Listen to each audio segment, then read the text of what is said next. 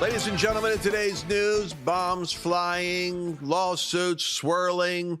Trump is saying something provocative, and it's a news cycle spin, and it's going to be like that for the next 4 years. So I'm going to suspend that conversation, and we'll cover that on Flashpoint. We'll cover it tomorrow. But right now, as I was driving in today, remember the Lord was telling me to teach his people to live. I said, well, Lord, I need to learn how to laugh more and love better and live livelier. And that's the beauty of teaching. I come from a long line of Ashkenazi rabbis on my father's side.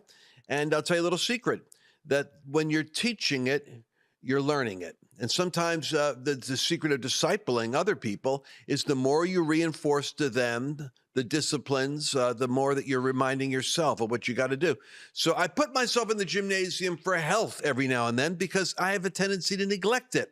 I run on the battery God gave me, and God gave me a great long living battery. I love it, but I want to make sure it's taken care of because as I get older, I'm finding myself not having the energy I used to have. And lifestyle becomes a factor. And I've got my dear friend, Dr. Jordan Rubin, who's going to be joining us in a moment. And every time we get together, we talk, and of course, he's Jewish, and I've got this Jewish background. And there's a unique rapport, I think, that Jewish people have with some subjects, and one of them is food. And I was thinking about this segment from Jackie Mason. I watched in New York. I actually met Jackie Mason. I ran into him in a restaurant. He's a fascinating guy. I got a picture with him. But I want you guys to catch the Jewish relationship with the subject of food. It's something which is deep and profound. Watch this. You know, the Jewish people are the only people in the world who gain weight even when they go to a gym or a health club to lose weight. Watch Gentiles in a gym or a health club. You ever see how busy they are? Swimming, jumping, barbells, doorbells, dumbbells, meklap, mehak, they're so busy. They're crashing into walls, into furniture, schwitzing and clapping and hacking. But every Jew is on a bicycle. This is not good.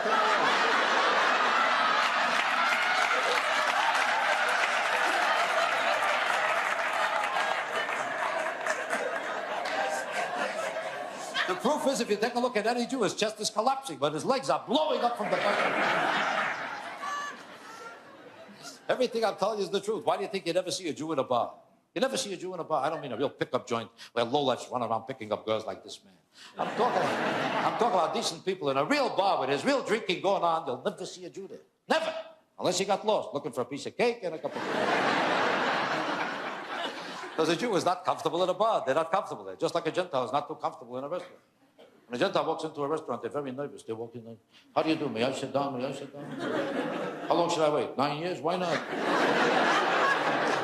9 years is okay. You ever see how a Jew walks into a restaurant like a partner? Hello!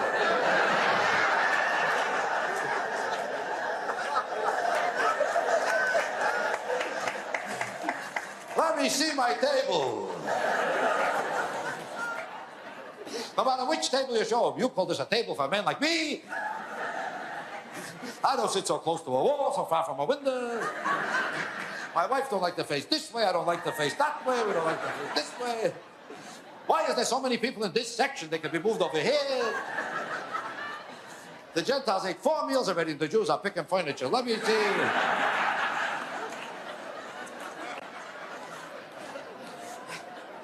It takes them 3 hours to pick out a table, then they start a whole new fight.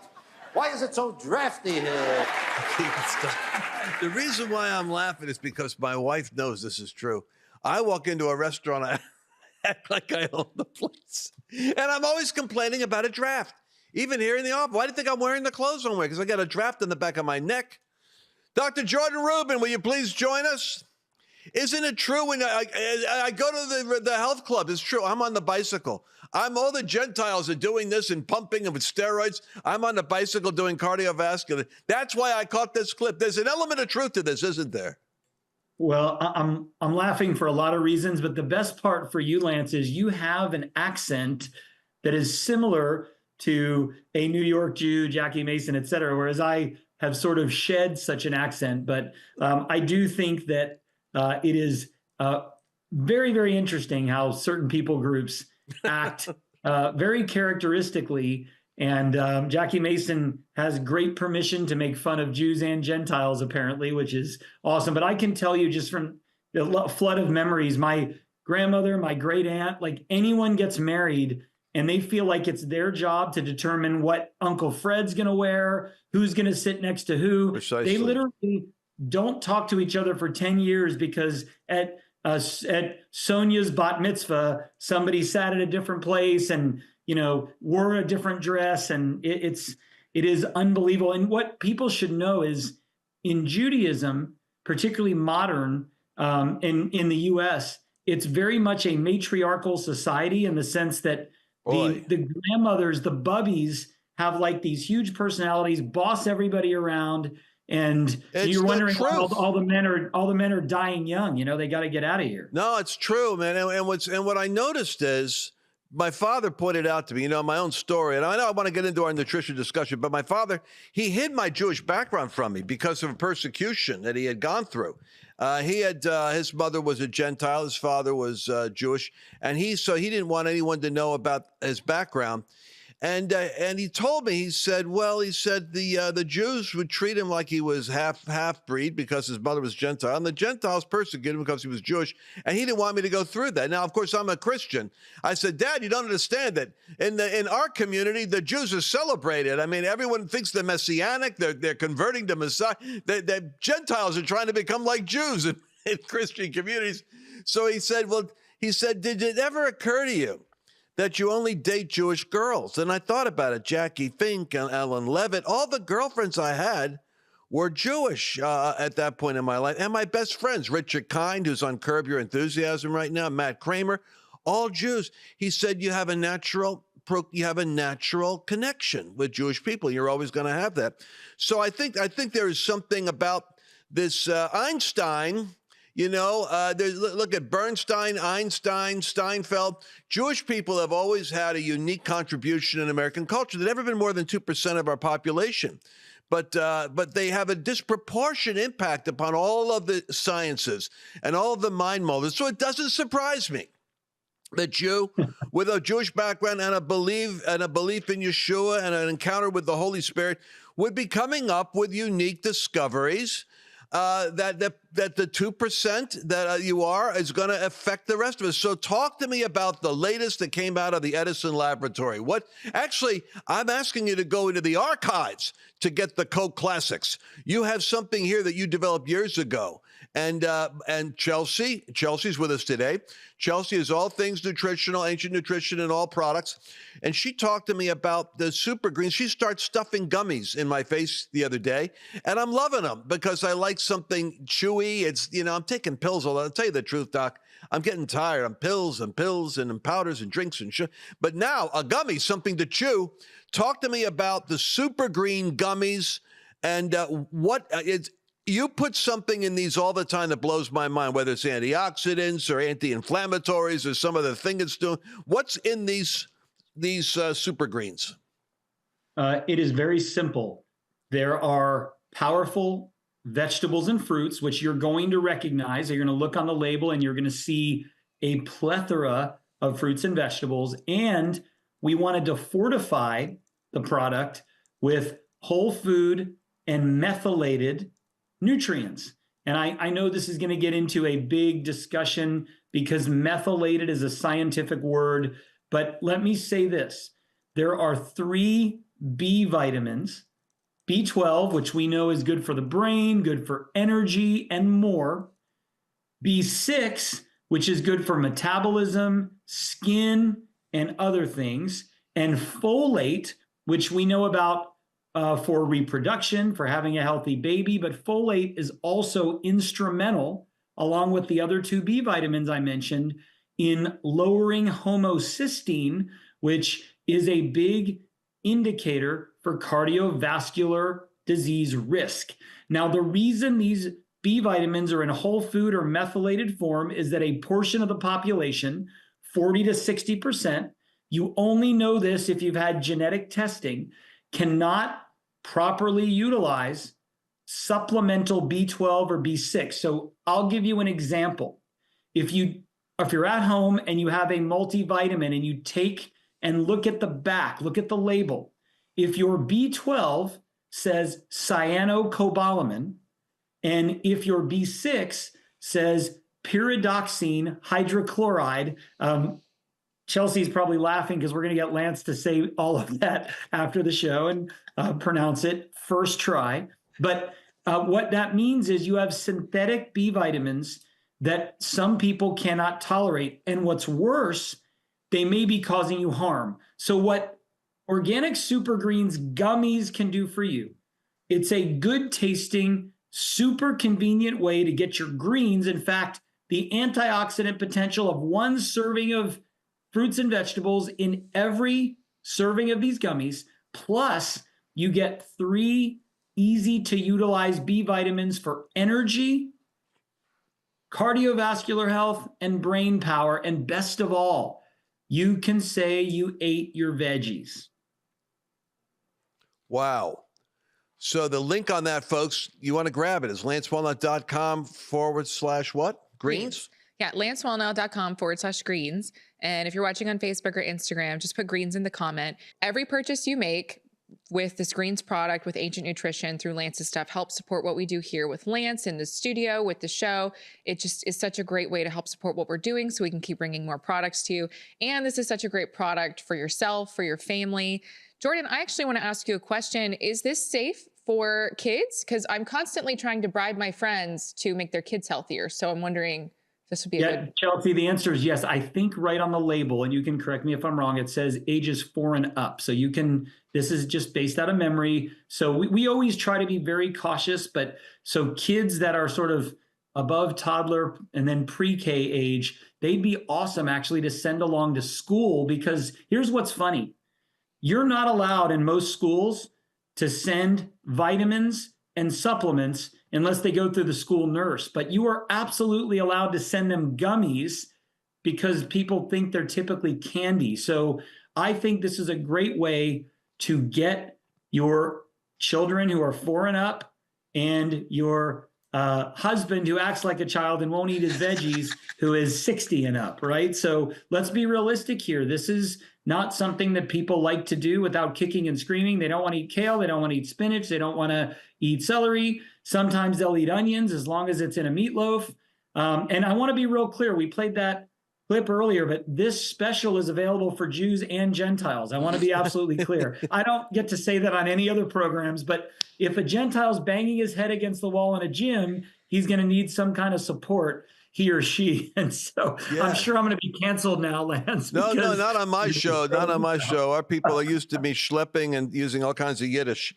But then this is the other thing which is fascinating. You've got 10 digestive enzymes. I like to, Mercedes will tell you, I get sold so easy. If people use the right language, I'm buying left and right.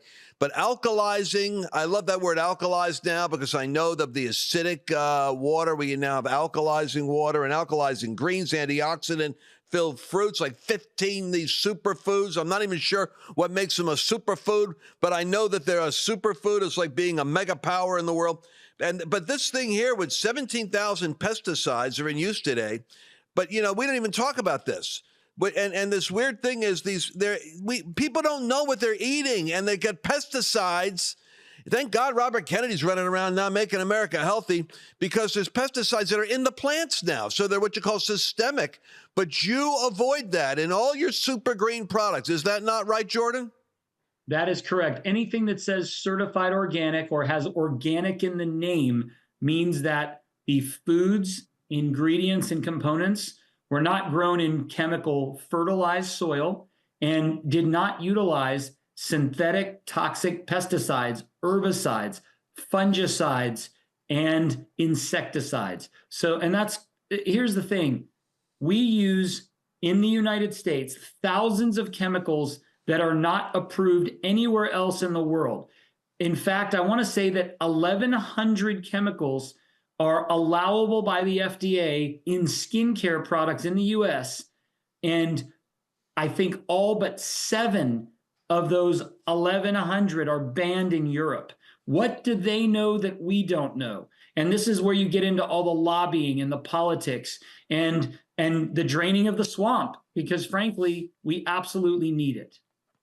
Now, let me make a point that may seem a little bit out of sync here, but it isn't.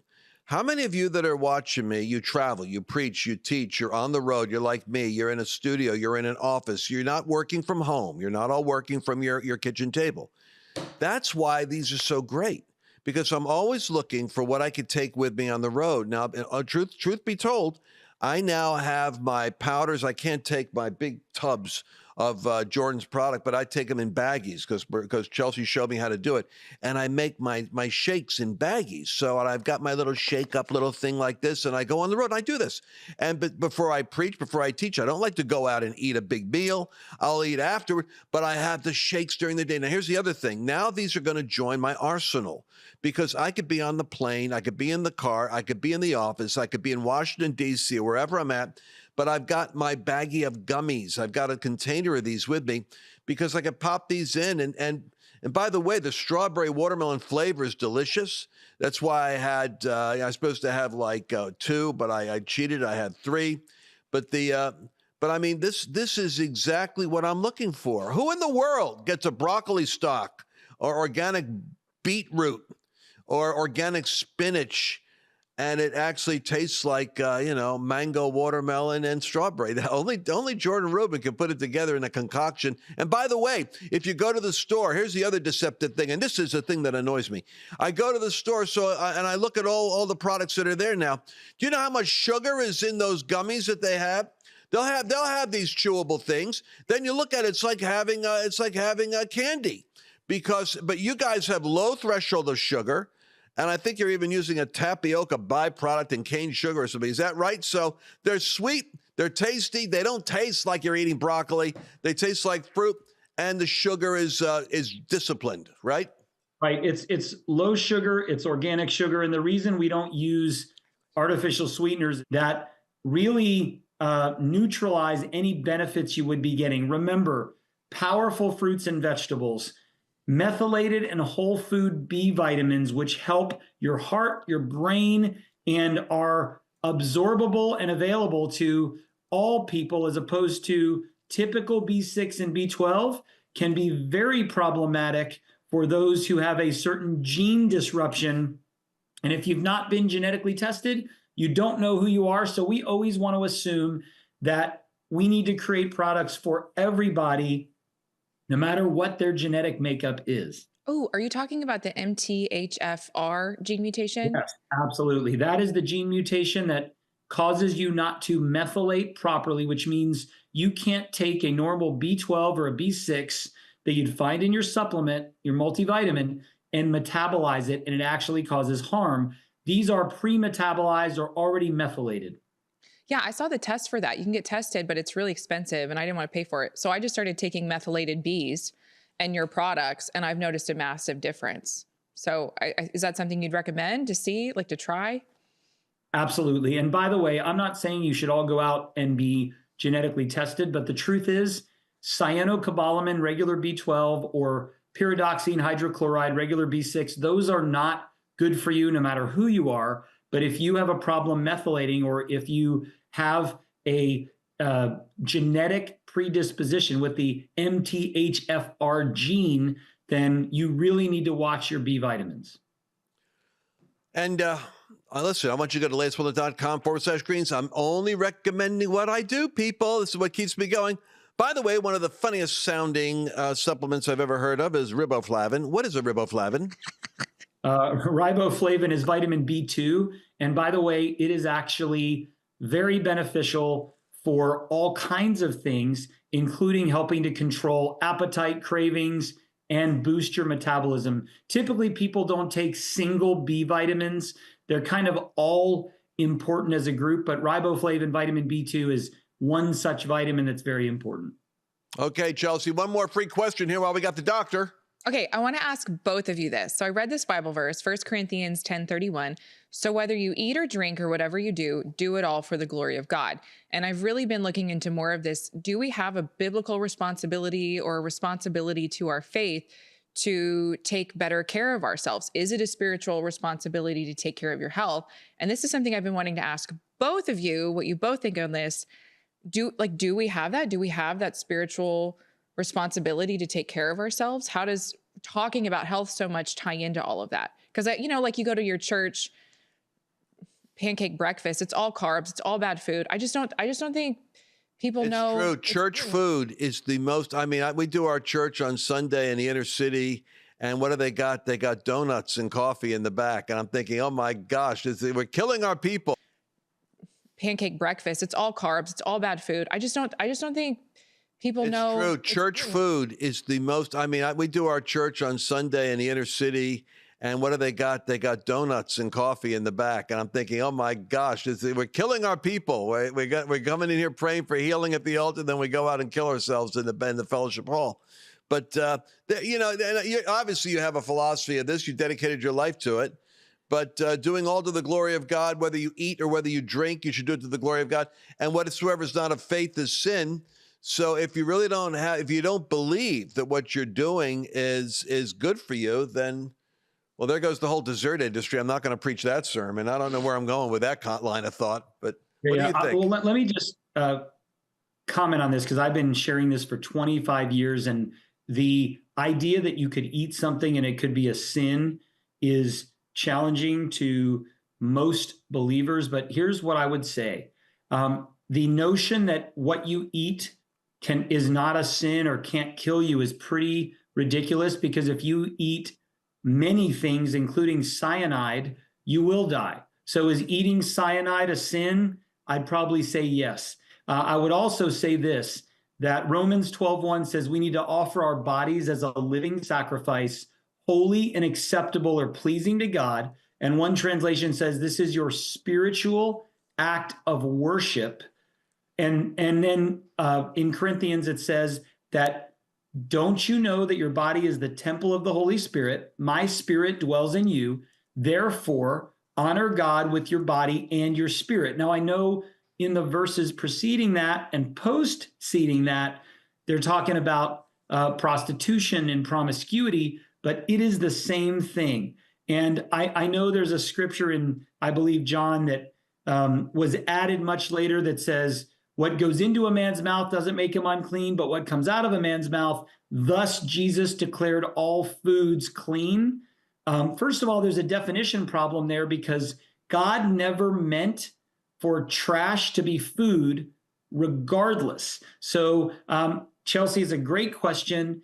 And I believe physical health is our spiritual responsibility, because we can determine how long we live and how well we serve God while we're in this body. Our body's not perfected until eternity.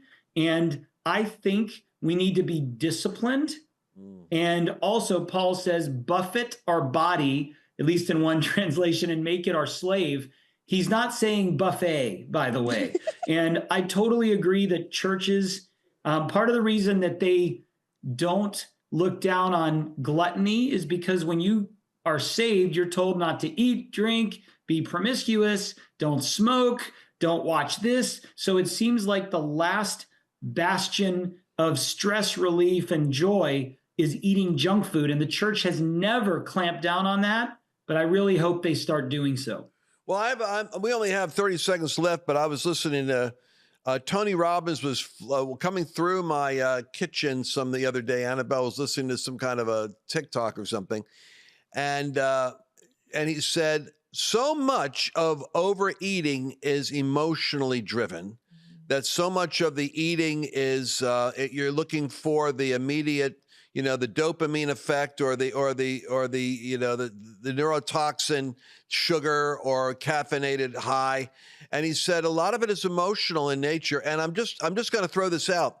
I wonder if you have a craving and you've got to put something in your mouth and you want flavor and you want something, if these gummy super greens aren't kind of the thing that on the kitchen table or in like my office, go by and grab one. I believe it would satiate that immediate desire to eat something. I really do. LanceWallnau.com/greens. You're going to save 20% on this. But is that far-fetched there that you could probably meet a need right away by chewing on this? I think it would help. I also would say next time you want to eat junk food or consume something sugary, drink 8 ounces of water first. You might forget that you were hungry in the first place. And then after that, you can take a organic super greens gummy. But I will say that a product like this can satisfy your sweet tooth a little bit. And for some people, that's all it takes. And then you know you're getting something good, because the truth is when people eat junk food, a lot of folks feel guilty. And then those guilty feelings cause you to go eat more junk food. And it's what we call a vicious cycle. So stop the vicious cycle, get your greens, get your B vitamins, and they're great for the whole family. Thank you, Dr. Rubin. Chelsea, where do they go again? LanceWallnau.com/greens. Every purchase you make does help support the show and what we're doing here. And if you're watching on Facebook or Instagram, put the word greens in. We're going to DM the link to you right away. LanceWallnau.com/greens. Get your super green gummies. Thank you so much. We're going to be back again tomorrow. You don't want to miss any of these episodes that we have, especially with Dr. Jordan Rubin and what he's coming up with over there in the lab. We'll be back again tomorrow. Did you enjoy this latest episode? Please remember to share it with your friends, because the more knowledge